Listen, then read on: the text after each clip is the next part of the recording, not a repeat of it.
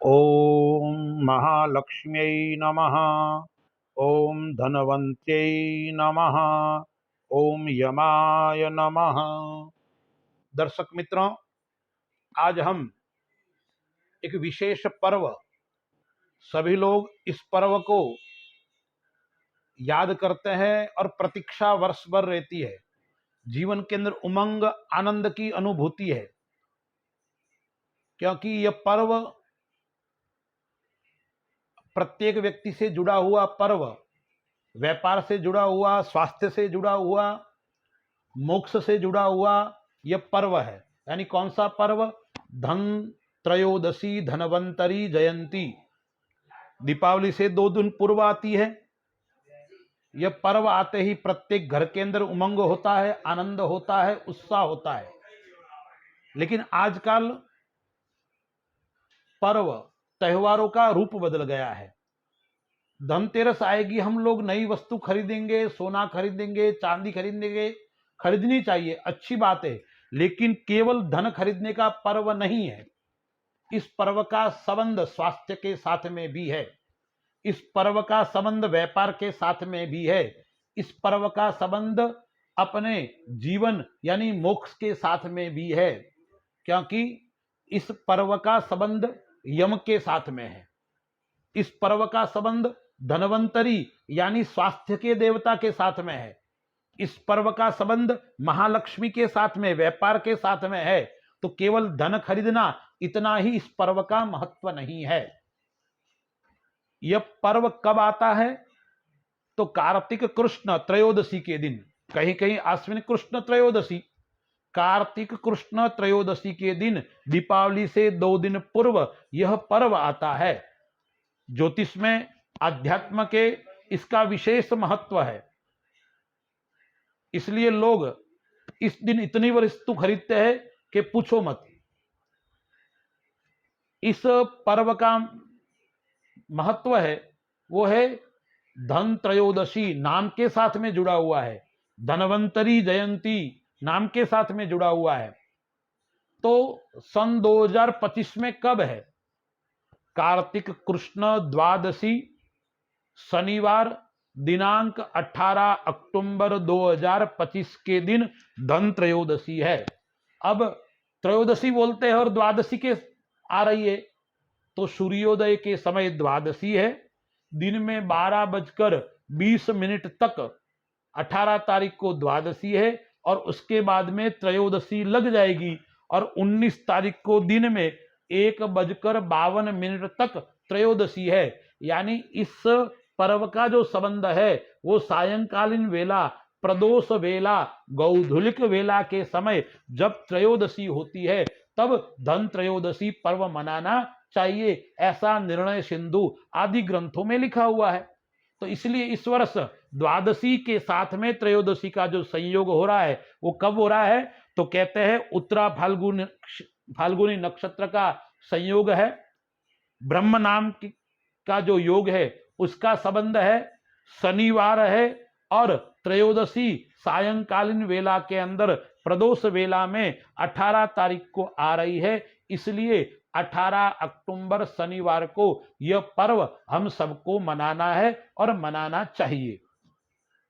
अब इस पर्व का संबंध यम के साथ में है, इसलिए यम का पूजन भी होता है, और स्नान के साथ में जुड़ा हुआ है। जो यमुना नदी है वो किसकी बहन है? यम की बहन है। इसलिए शास्त्रों में लिखा है, स्कंद पुराण आदि में लिखा है कि इस दिन यमुना नदी के अंदर स्नान करना चाहिए और फिर दीपदान आदि करना चाहिए।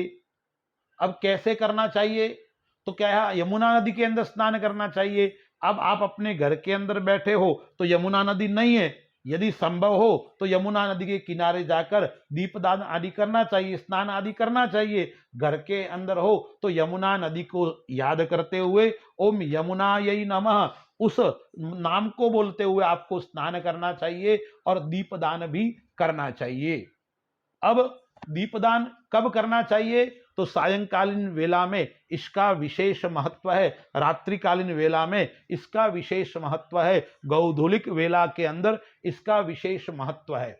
यम का पूजन करना चाहिए, यमुना महारानी को नमस्कार करना चाहिए। और दीपदान कब करना चाहिए? सायंकालीन वेला के अंदर घर के मुख्य द्वार के ऊपर कर सकते हो, या मंदिर में जाके कर सकते हो, या आप किसी जलाशय के किनारे जाकर दीपदान कर सकते हो। लेकिन विशेष महत्व घर के अंदर तो करना ही चाहिए। इसलिए शास्त्र में लिखा है, कोई धन का पात्र लेकर, यानी आप धान्य, गेहूं, बाजरी, चना आदि लेकर कटोरे में लेकर उसके अंदर दीप रखकर दीपक को प्रकट करना है और अपने घर के मुख्य द्वार पे लगाना है और यम देवता को प्रणाम करना है, यमुना महारानी को प्रणाम करना है। और कौन सा श्लोक बोलना है? शास्त्रों में लिखा है, मृत्युना पाशहस्तेन कालेन भार्यया सह त्रयोदश्याम दीपदानात् सूर्य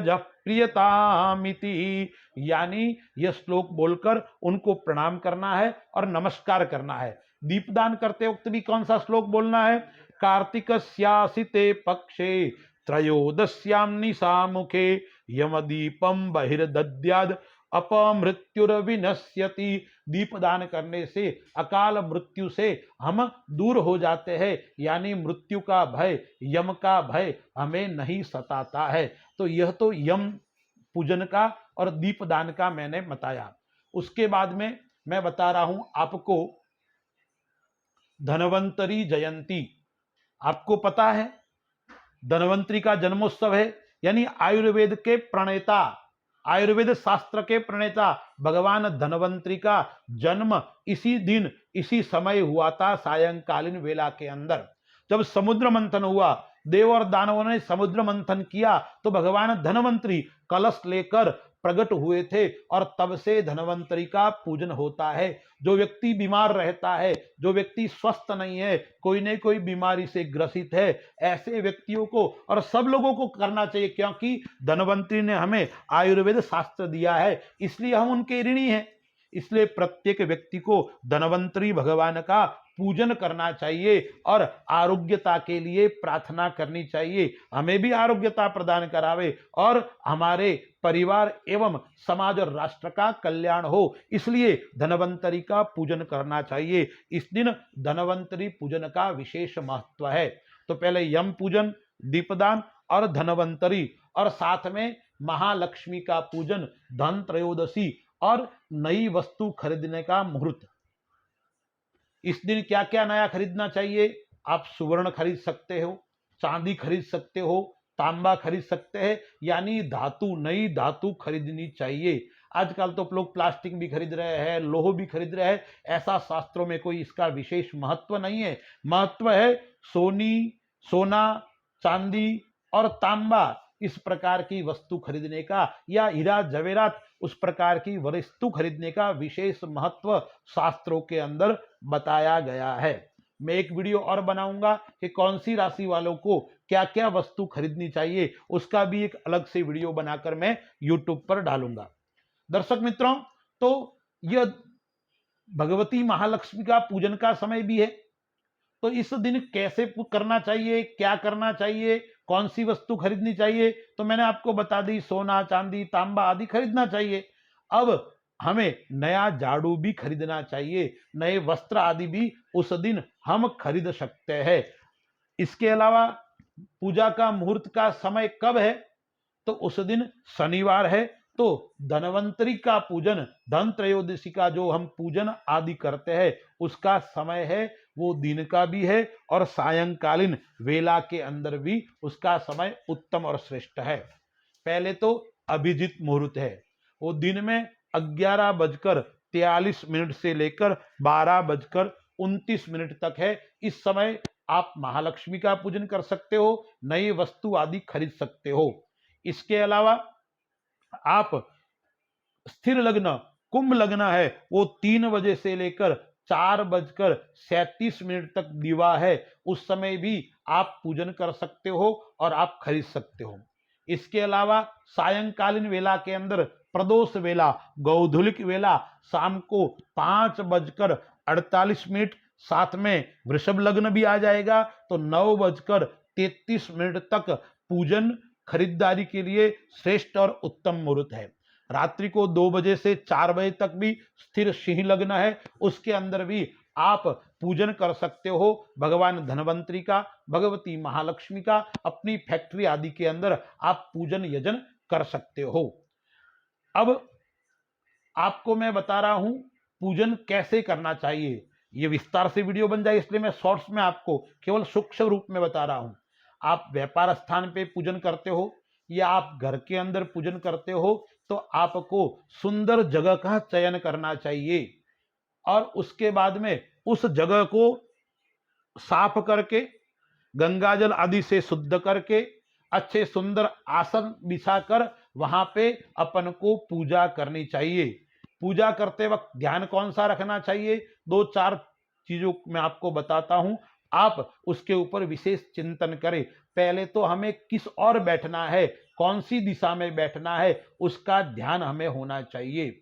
तो देखिए, जहां सूर्योदय होता है उसको पूर्व दिशा बोलते हैं, यानी पूर्वाभिमुख होकर हम पूजन करते हैं। पूजन करने वाले का मुंह पूर्व की ओर होगा या उत्तर की ओर होना चाहिए। उत्तराभिमुख या पूर्वाभिमुख बैठना चाहिए।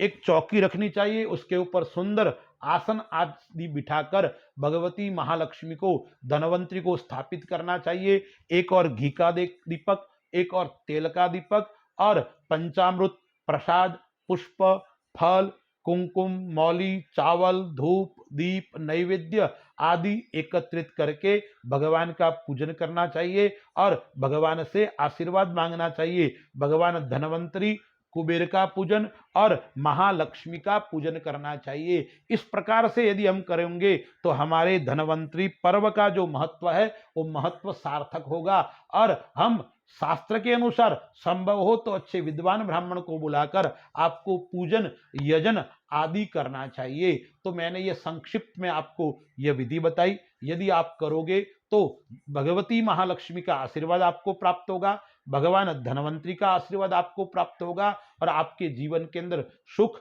समृद्धि की प्राप्ति होगी। अस्तु। जय श्री राम।